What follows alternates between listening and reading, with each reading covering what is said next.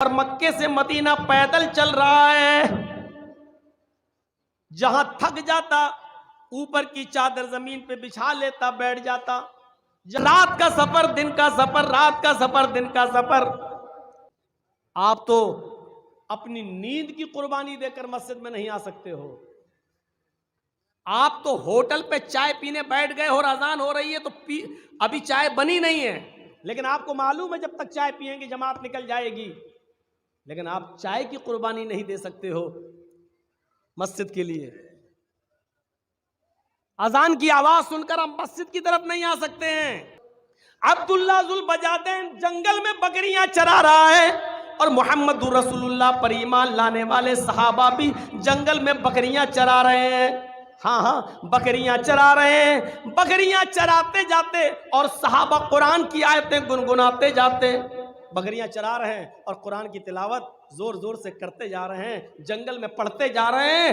عبداللہ ذوالبجادین جو پکا کافر ہے، اس کے کانوں میں قرآن کی آواز ٹکراتی ہے، صحابہ کو قرآن پڑھتے ہوئے دیکھتا ہے تو کان لگا کر سننے لگتا ہے۔ ابھی اس نے چند آیتیں ہی سنی تھی، جنگل میں بکریاں چراتے ہوئے چند آیتیں ہی سنی تھی کہ وہ فوراً اپنی بکریاں لے کر واپس آتا ہے اور اپنے چچا سے کہتا ہے، اے چچا ان بکریوں کو پکڑو، اب میں ان بکریوں کو نہیں چراؤں گا اور آپ کی غلامی سے آزادی چاہتا ہوں، اس لیے کہ آج ہم نے ایک ایسی کتاب سنی ہے، آج ایسی آیتیں سنی ہے، آج ایسا کلام سنا جو کسی انسان کا کلام نہیں ہو سکتا ہے۔ عبدالعزیٰ کو، یہ عبدالعزیٰ نام ہے ابھی ان کا، یہ کافر تھے۔ ابھی جب قرآن کی چند آیتیں سننے کے بعد اپنے چچا کے پاس گئے تو کہا اپنی بکریاں لو۔ چچا نے کہا کیوں، کیا بات؟ اب میں اسلام لاؤں گا۔